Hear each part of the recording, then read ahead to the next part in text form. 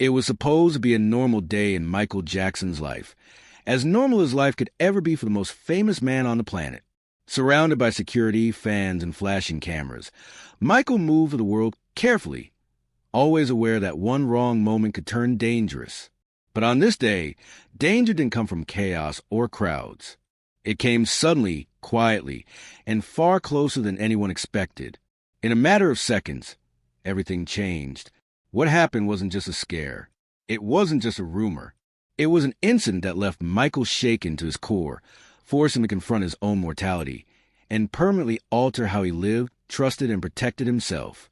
After this moment, Michael Jackson was never the same again, not on stage, not behind closed doors, and not in his heart. What exactly happened during this assassination attempt? Who was involved? And how did it reshape Michael's life in ways the public never fully understood? Stay with me, because this story reveals a turning point that changed Michael Jackson forever. The morning began like countless others in Michael Jackson's life, yet something about it felt unsettling from the moment he opened his eyes.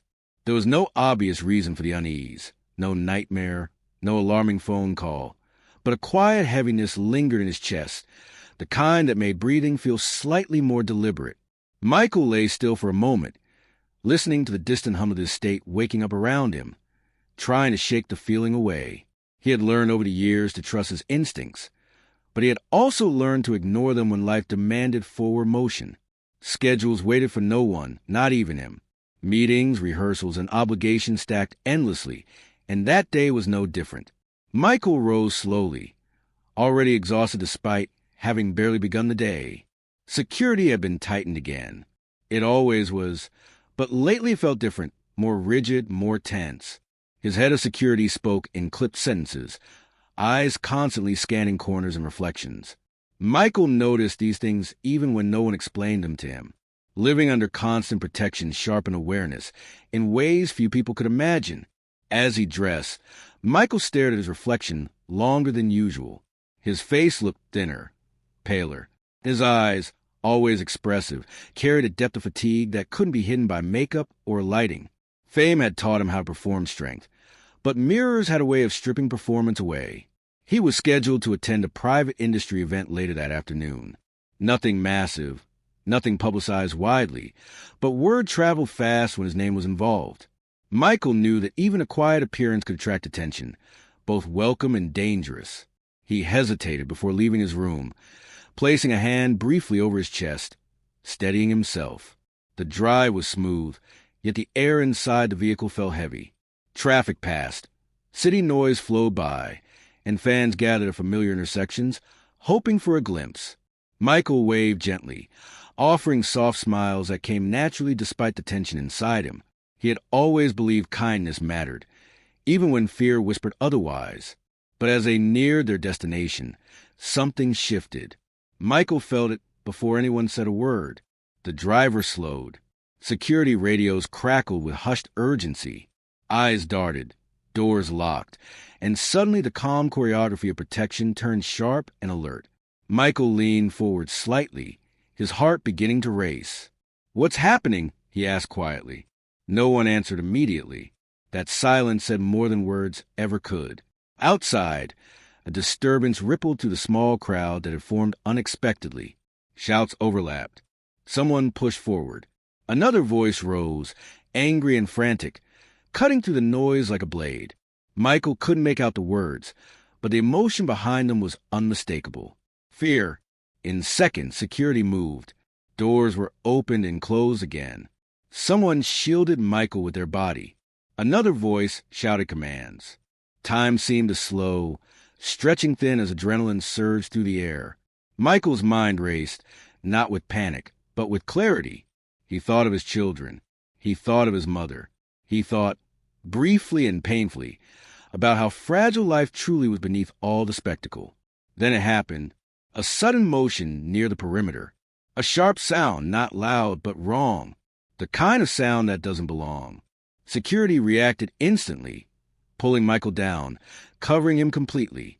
He felt the weight of bodies around him, heard voices shouting orders, felt hands gripping him firmly but protectively. For a moment, Michael couldn't breathe. His heart pounded violently. each beat echoing in his ears. He squeezed his eyes shut, not out of fear alone, but disbelief.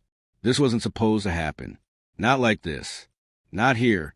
The situation was contained quickly, too quickly for the mind to catch up. The individual was restrained. Authorities arrived. The threat, whatever it truly was neutralized before the public fully understood what had almost occurred. But Michael understood. As he was rushed away, escorted through secure corridors and into another vehicle, his hands trembled uncontrollably. No injury had occurred. No blood was spilled. Yet something far more profound had been shaken.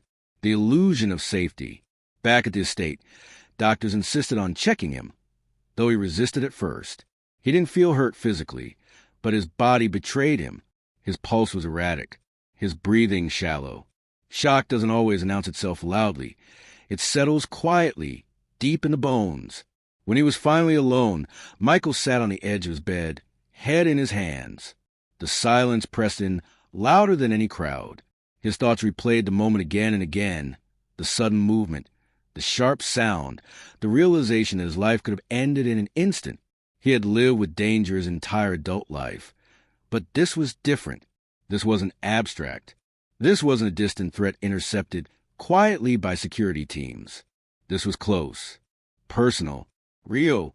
That night, Michael didn't sleep. He stared at the ceiling, eyes wide, mind restless.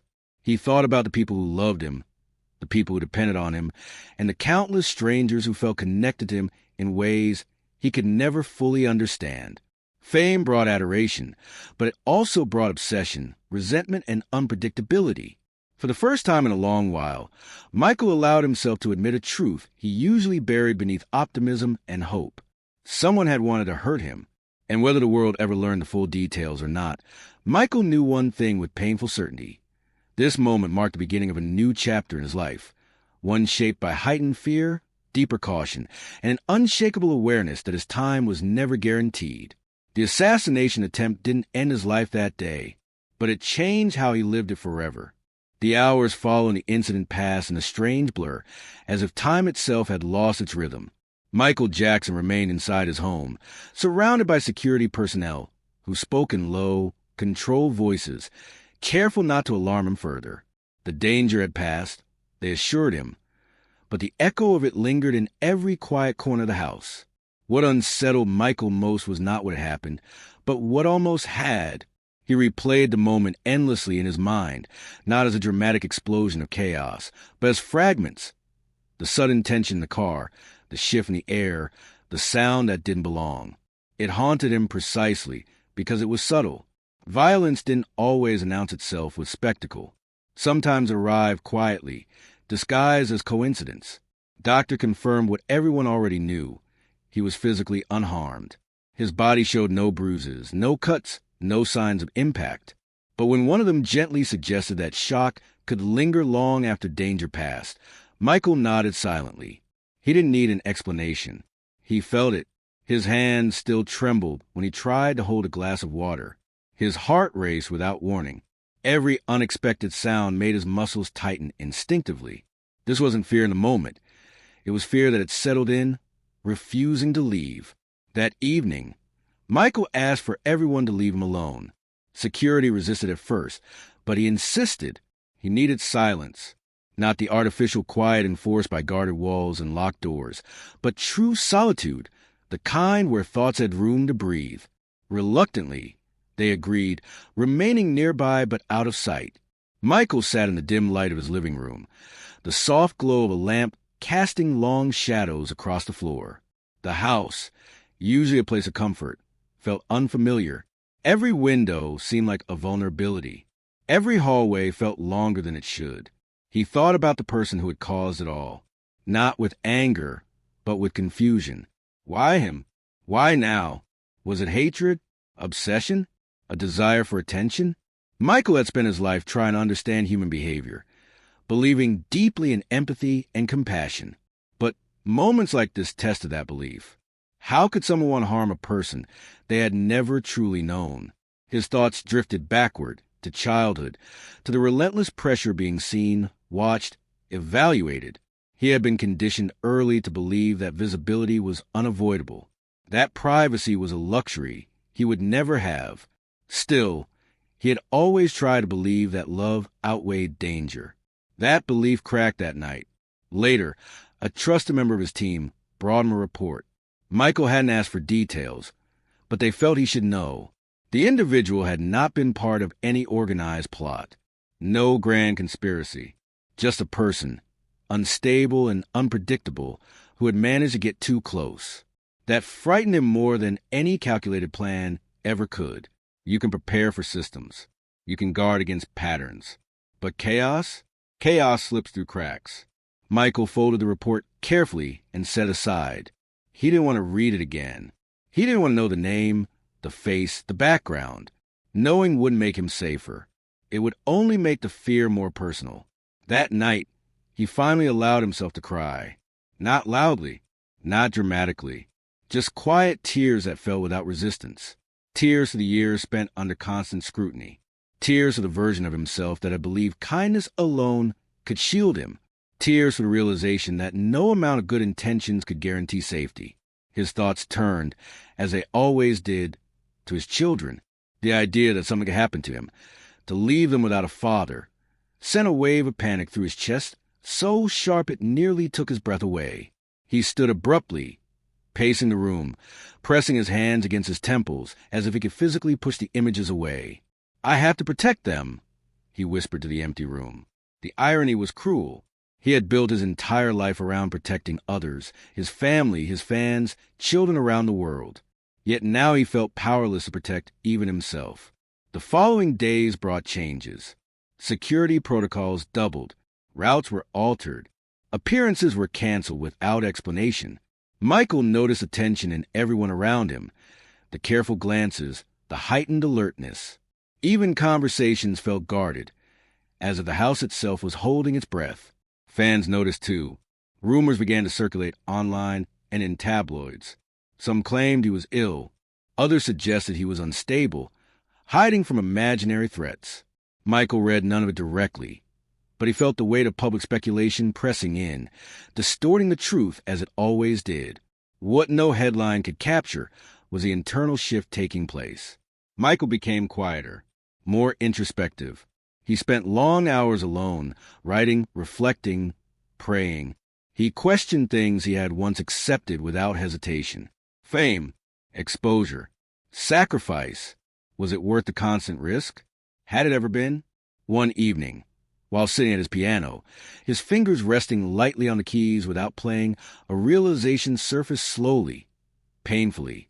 He had survived many things in his life, but survival wasn't the same as living. The attempt hadn't ended his life, but it stripped away an illusion he hadn't known he was still clinging to.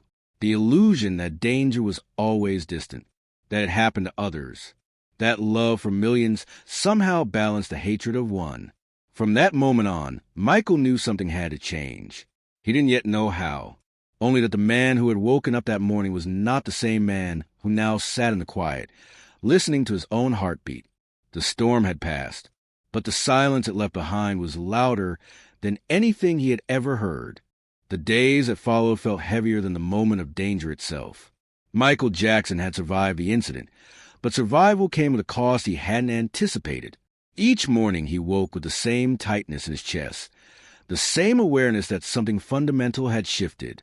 The world felt closer now, too close. Every sound seemed sharper. Every face lingered in his mind longer than it should. For the first time in his life, Michael was afraid of being seen. He had always understood risk.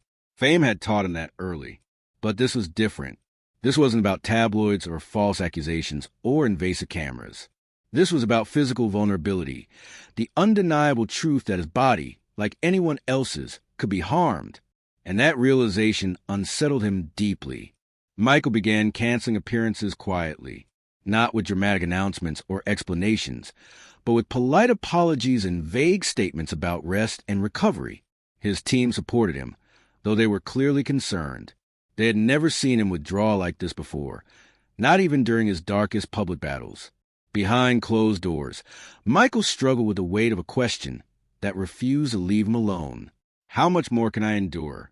Late one night, unable to sleep, he walked barefoot through the halls of his home. The floors were cool beneath his feet, grounding him.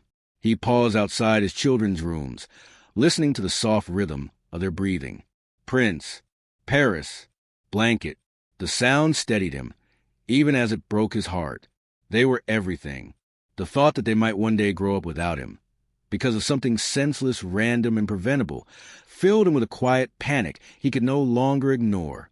The next morning, he called a meeting, not with his entire team, not with lawyers or publicists, just a few people he trusted completely. They gathered in a private room, sunlight filtering through sheer curtains. Michael sat at the head of the table, composed but visibly tired. "I've been thinking," he began softly. Everyone leaned in. "I've lived my entire life in reaction mode, responding to what happens to me, to what the world throws at me." He paused, choosing his words carefully. "I don't want to live like that anymore." The room was silent. "I don't want to disappear," he clarified. "I don't want to stop creating or loving or giving, but I need control, real control, over my time, my space, my safety." One of them gently asked, "What are you saying, Michael?" He exhaled slowly.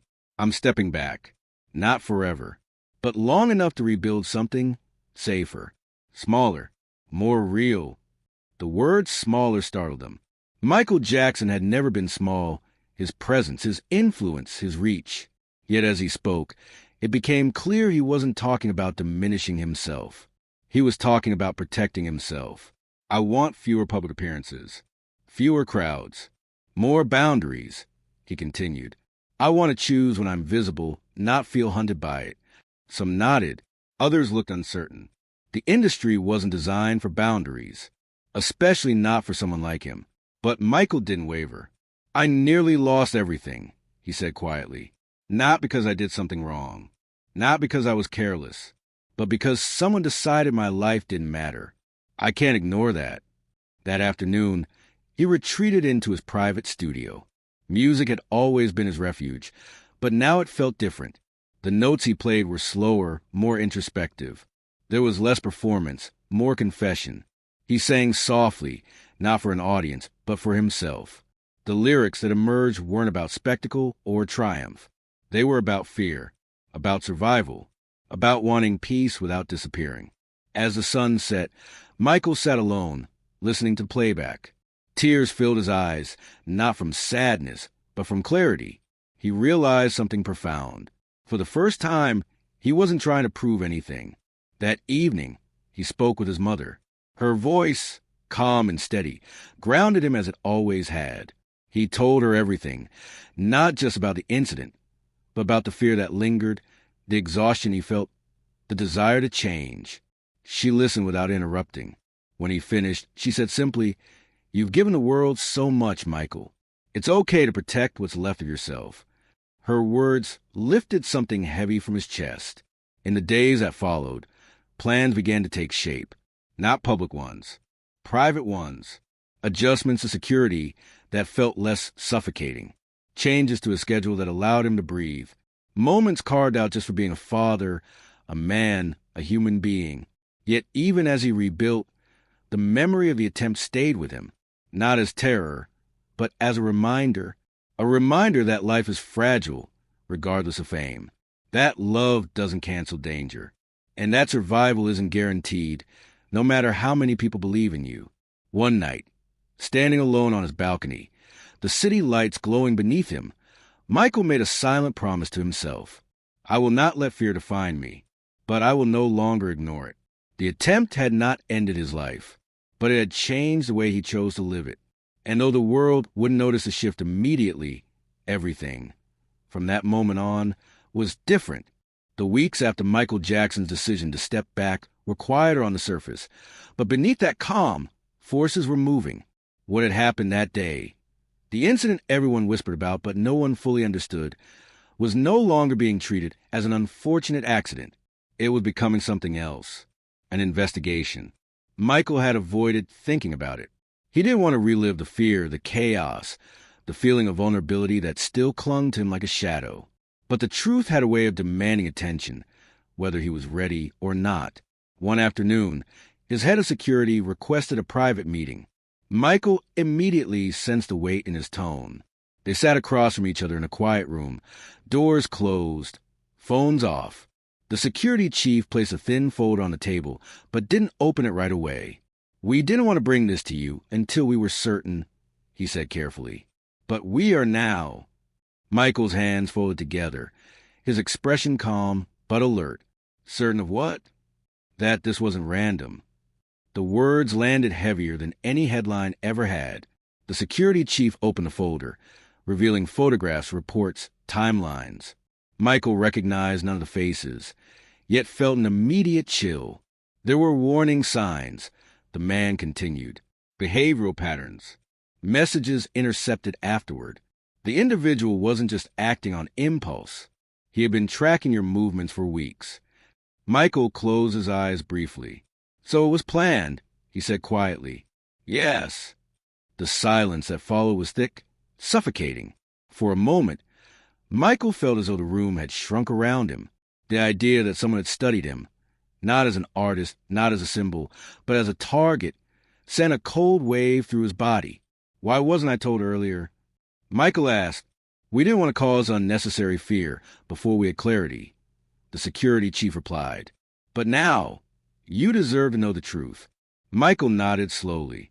He appreciated the honesty, even though it hurt. "What else?" he asked. The man hesitated, then spoke carefully.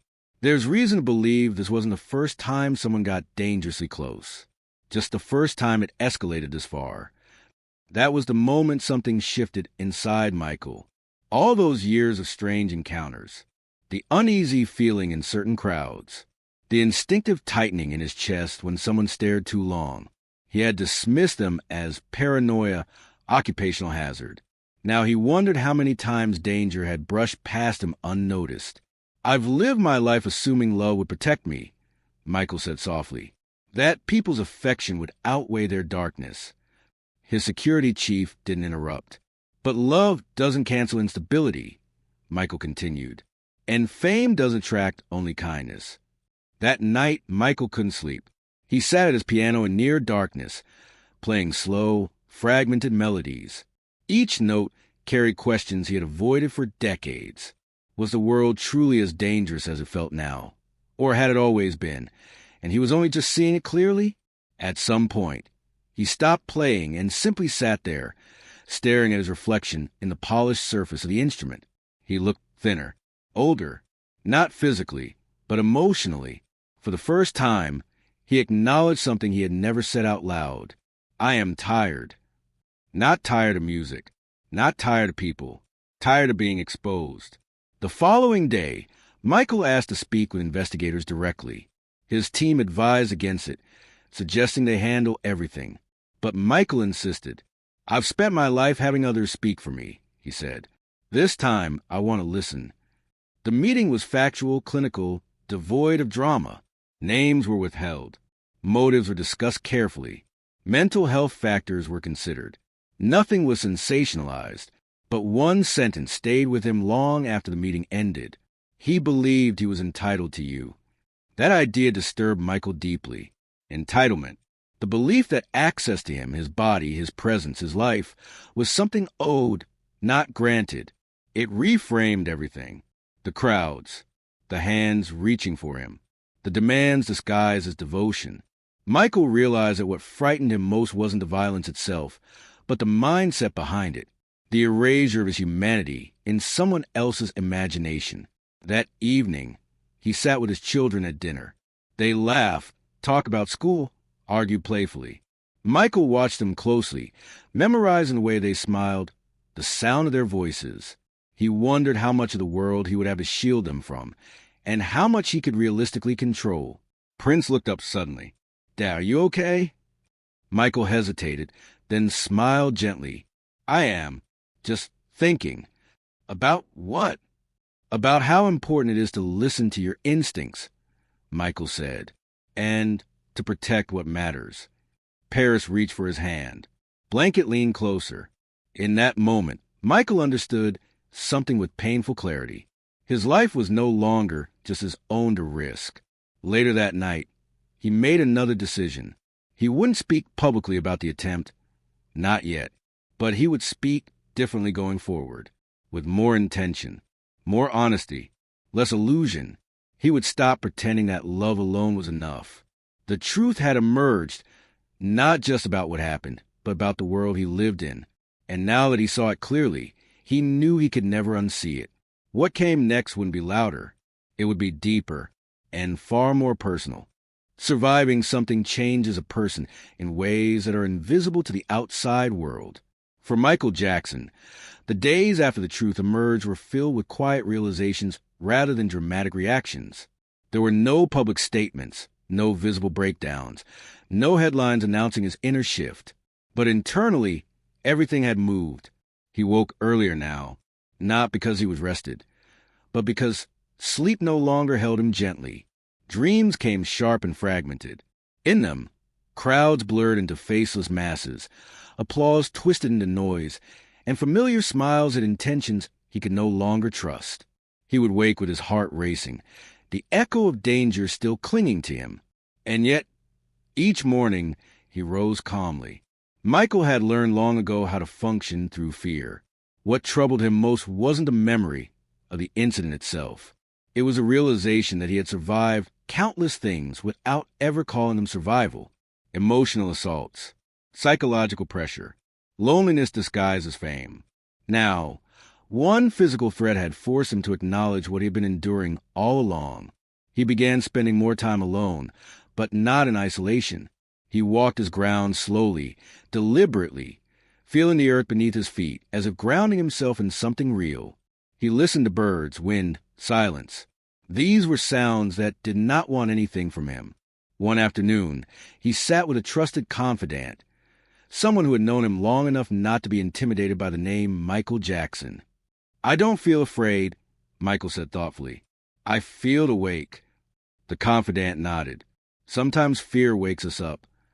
Michael considered that. "Then why does it feel so heavy?"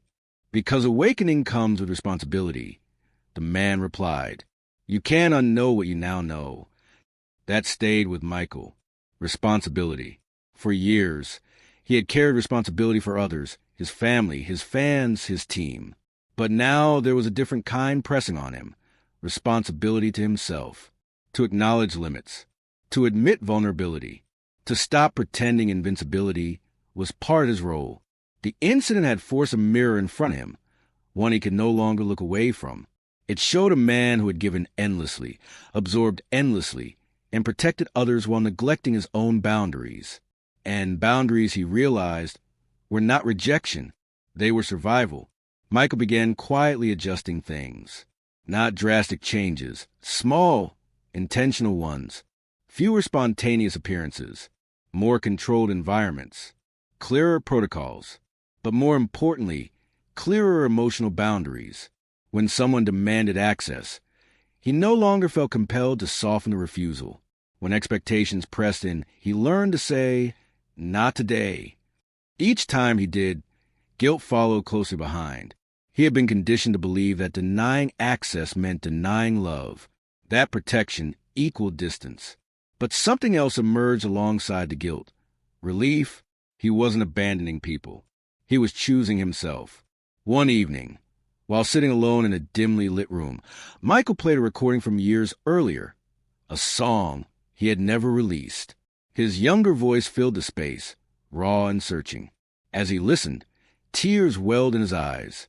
"That boy didn't know how to protect himself," Michael whispered.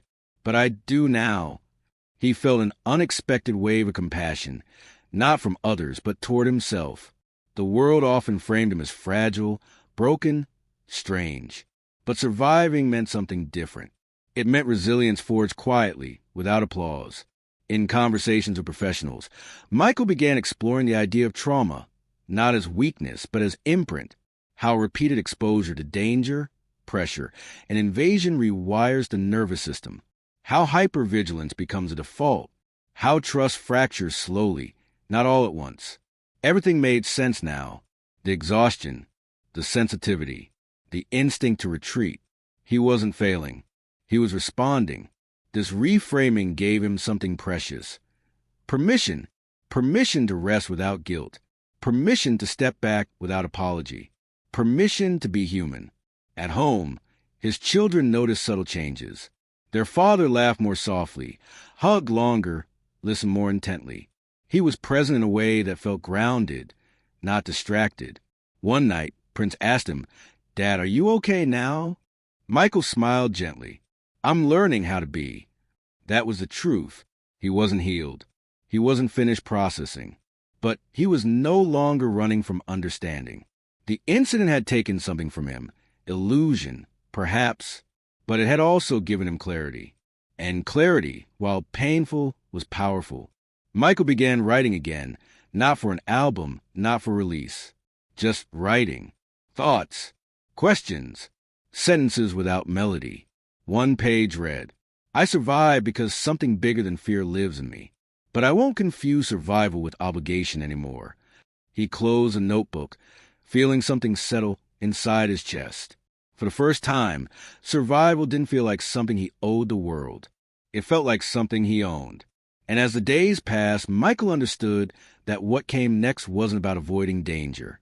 It was about redefining life after it. The next chapter wouldn't be shaped by what tried to take him. It would be shaped by what he chose to protect. In the weeks that followed, something inside Michael Jackson settled into a quiet, unfamiliar stillness. Not peace. Not yet, but a deeper awareness of himself as a man who had endured more than most people would ever know, and who was still standing. The world outside continued as it always did. News cycles moved on. New scandals replaced old ones. Crowds still screamed his name with the same intensity, the same hunger. To them, Michael remained unchanged, an icon, a symbol, a legend. But internally, he knew that the version of himself who existed before the incident was gone, and he did not mourn that loss. What surprised him most was how clarity reshaped his memories. Moments from his past surfaced with new meaning, events he had minimized, normalized, or dismissed as just part of the life. Encounters that had felt uncomfortable but had been buried under professionalism. Warnings he had ignored because acknowledging them would have meant confronting how unsafe he had often been. Now, he allowed himself to see them clearly, not with bitterness, with honesty. Michael realized something fundamental. He had been taught from childhood that endurance was virtue, that pain was proof of commitment, that pushing through fear was the only way forward. It was how he survived the demands of fame, family pressure, and public scrutiny. But endurance without care, he now understood, leads to erosion. He sat one afternoon with a therapist, staring at the floor as he spoke slowly, carefully. "I've been surviving my whole life," Michael said, "but I don't think I've ever felt protected." The therapist nodded. "Who was supposed to protect you?" Michael didn't answer immediately. Then quietly, "Me."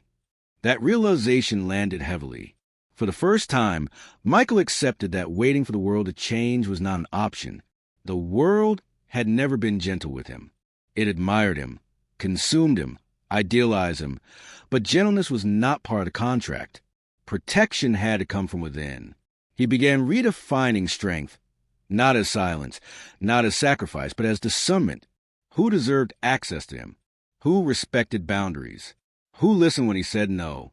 These questions guided his decisions now. Some people drifted away. Others resisted the change, confused by his new firmness. A few accused him of becoming distant, guarded, difficult. Michael accepted that too. Distance doesn't mean lack of love, he wrote in his notebook. Sometimes it means self-respect. At night, when the house was quiet, he often thought about how close everything had come to ending. Not just his life, but his sense of self. The realization didn't terrify him anymore. Instead, it sharpened his understanding of what mattered. His children, his inner peace, his truth. One evening, he sat beside his bed and prayed, not with desperation, but with gratitude. "Thank you," he whispered, "for giving me one more chance to see clearly." He didn't ask why it happened. He no longer needed that answer. What mattered was what he did with what remained. Michael returned to music slowly, cautiously, not as an escape, but as expression. Songs came softer now, less performative, more intimate. He wasn't interested in impressing the world. He wanted to communicate something honest, even if no one ever heard it.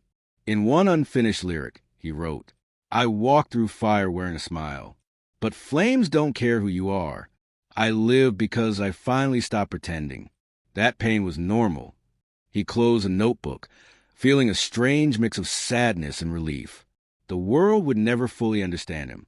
He had accepted that long ago. But understanding himself, that was new, and it was enough. As time passed, the fear faded into memory, not erased, but integrated. It became part of the story, not its definition. A chapter, not the ending. Michael Jackson had been many things to many people. A prodigy, a performer, a mystery. But in the quiet aftermath of danger, he discovered something far more important. He was a survivor who chose awareness over denial, boundaries over sacrifice, life over expectation.